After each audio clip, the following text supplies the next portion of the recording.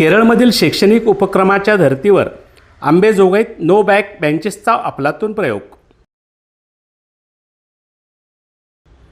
अंबेजोगाईची गुरुदेव विद्यालय no back बेंचेसचा प्रयोग करणारी पहिली शाळा.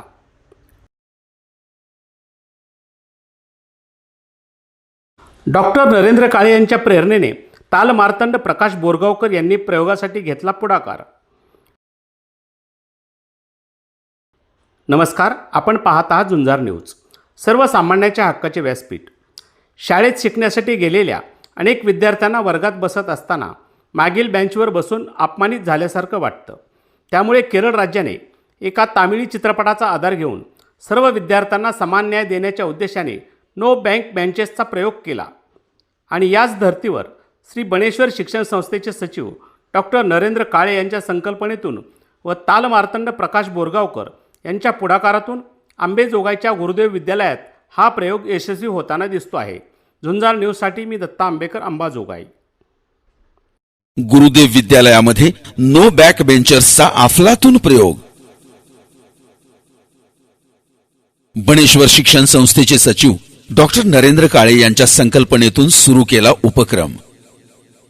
नवीन शैक्षणिक दृष्टिकोनाचा विचार करून मर्यादित पटसंख्या असणाऱ्या वर्गांमध्ये बणेश्वर शिक्षण संस्था बनसारोळा संचलित गुरुदेव विद्यालय मोरेवाडी या शाळेने नो बॅक बेंचर्स हा अफलातून उपक्रम राबवला आहे. स्थानार्थी श्रीकुट्टनम या मल्याळम चित्रपटाची प्रेरणा घेऊन केरळमध्ये या शैक्षणिक उपक्रमाचा विचार केला गेला. ही बैठक व्यवस्थाच अशी आहे की या वर्गात कोणत्याही विद्यार्थ्याला बॅक बेंचर म्हणून हिणवले जात नाही. सर्व विद्यार्थ्यांना समप्रमाणात जागा देत एक समान आसन व्यवस्था तयार करण्यात आलेली आहे.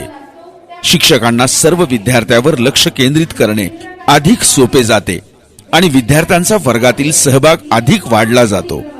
शिक्षणात विद्यार्थी अधिक सक्रिय होतात हे या उपक्रमामुळे जाणवलेले आहे. या उपक्रमामुळे ही नकारात्मक मानसिकता पूर्णतः संपुष्टात येते. विशेषतः ग्रामीण भागातील विद्यार्थ्यांमध्येही आपण काहीतरी करू शकतो ही भावना नक्कीच रुजवली जाते.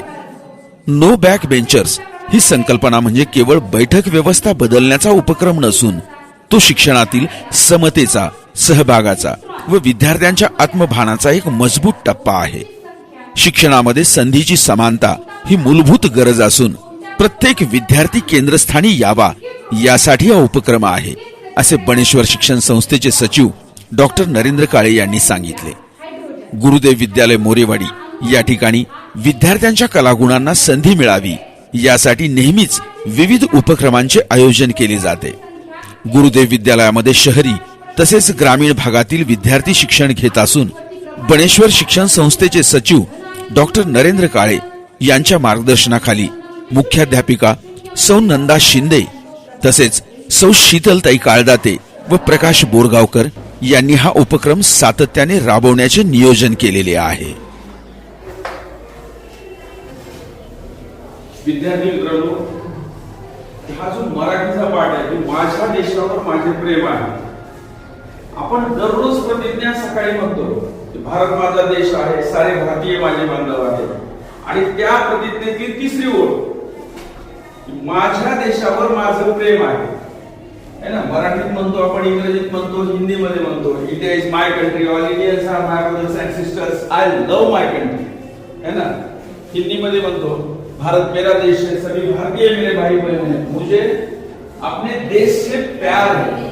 ही जी तिसरी ओळ आहे की माझं माझ्या देशावर प्रेम आहे.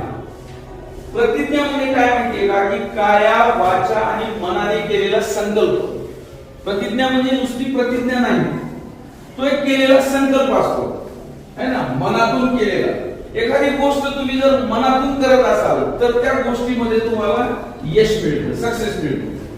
बरोबर एखादी गोष्ट करत असाल तर त्यात सक्सेस नसतो, है ना?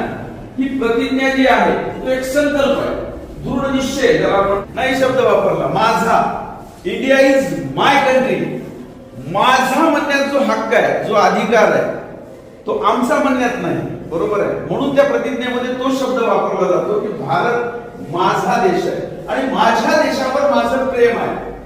हा जो संकल्प आहे, मग हे प्रेम, आता काही जण प्रश्न विचारतील की आपल्या देशावर प्रेम आहे म्हणजे नक्की काय? की व्यक्त कसं करायचं. कारण प्रेम आहे म्हणणं वेगळं आणि प्रत्यक्षात ते व्यक्त करणं किंवा कृतीतनं दाखवणं हे वेगळं. त्याचं नाव आहे अणूचे अंतरंग. तुम्हाला माहित आहे की अणू पदार्थाचा सर्वात लहानात लहान कण, त्याला काय म्हणतो आपण? अणू. सगळे पदार्थ किंवा सगळे मूलद्रव्य हे कशाने बनलेले असतात? अणू आणि रेणूंनी बनलेले असतात. रेणू हा थोडासा मोठा असतो आणि अणू हा पदार्थाचा सगळ्यात लहानात लहान भाग असतो. अणू रेणू मिळून मूलद्रव्य बनतात. बरोबर आहे. पदार्थाचा सगळ्यात लहानात लहान कण म्हणजे अणू झाला. आणि आपण सांगितलं की अणू हा काय असतो? रासायनिक दृष्ट्या उदासीन असतो. उदासीन असणं म्हणजे कोणताही प्रभार नसणं. म्हणजे कशावरून नाही म्हणतो आपण? धन आणि ऋण हा प्रभार काय असतो? सारखाच असतो.